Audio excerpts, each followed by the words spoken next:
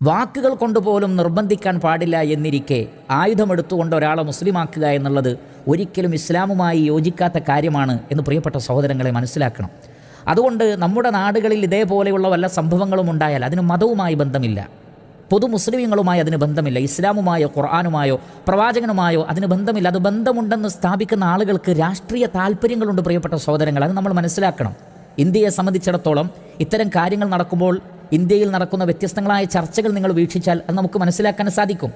ഇന്ത്യയിൽ നമുക്കറിയാം ഹൈന്ദവ തീവ്രവാദികളുടെ സാന്നിധ്യം ഇന്ത്യയിലുണ്ട്, അനിഷേധ്യമായൊരു സത്യമാണത്. അതേപോലെ തന്നെ ക്രൈസ്തവർക്കിടയിൽ തീവ്രവാദ ഗ്രൂപ്പുകളുണ്ട്, മുസ്ലിം നാമധാരികളായ തീവ്രവാദ വിഭാഗങ്ങളുണ്ട്, എല്ലാവരുമുണ്ട്. ഓരോരുത്തരെയും പരസ്പരം ഉപയോഗപ്പെടുത്തുന്ന രാഷ്ട്രീയ ശക്തികളും ഇന്ത്യയിലുണ്ട്. അതുകൊണ്ട് ഇതിൻ്റെയൊക്കെ പിന്നിൽ വ്യത്യസ്തങ്ങളായ പൊളിറ്റിക്സുകളുണ്ട്, രാഷ്ട്രീയമുണ്ട്. അതിനെക്കുറിച്ച് നമ്മൾ മനസ്സിലാക്കൂ. അതുകൊണ്ട് തന്നെ അധികാരം ആഗ്രഹിക്കുന്ന ആളുകൾ, മറ്റു താല്പര്യങ്ങൾ ആഗ്രഹിക്കുന്ന ആളുകൾ, മതത്തിൻ്റെയും മറ്റും പേര് പറഞ്ഞുകൊണ്ട് ജനങ്ങളെ ഭിന്നിപ്പിക്കുവാൻ ആഗ്രഹിക്കുന്ന ആളുകൾക്കൊക്കെ രാഷ്ട്രീയമായ അജണ്ടകളുണ്ട്. ആ അജണ്ടകളുടെ ഭാഗമായി കൊണ്ടാണ് പലപ്പോഴും ഇത്തരം തീവ്രവാദ ആക്രമണങ്ങളും ഭീകരവാദ ആക്രമണങ്ങളും നടക്കുന്നത്.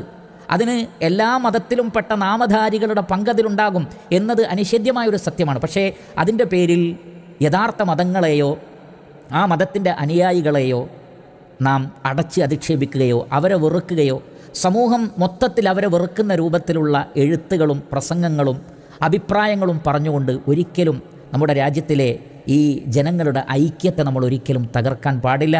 ഇസ്ലാം എന്ന സമാധാനത്തിൻ്റെ ശാന്തിയുടെ മതത്തെ നമ്മൾ മനസ്സിലാക്കണം.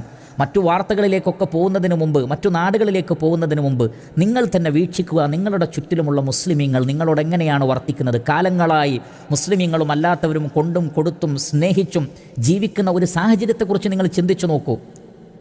അതുകൊണ്ട് അത്തരം അവസ്ഥകളിൽ നിന്ന് യാഥാർത്ഥ്യം മനസ്സിലാക്കുക. അതിനപ്പുറത്ത് ഇതേപോലെയുള്ള രാഷ്ട്രീയ അജണ്ടകളുടെ അടിസ്ഥാനത്തിൽ പലരും പുറത്തേക്ക് തുപ്പുന്ന വിഷം അത് ഒരിക്കലും നമ്മൾ സ്വീകരിക്കരുത്. അതിൻ്റെ അടിസ്ഥാനത്തിൽ മറ്റുള്ളവരെ വെറുക്കുന്ന ഒരു സാഹചര്യം ഉണ്ടാവരുത് എന്ന് വളരെ വിനയത്തോടു കൂടി ഓർമ്മപ്പെടുത്തുകയാണ്.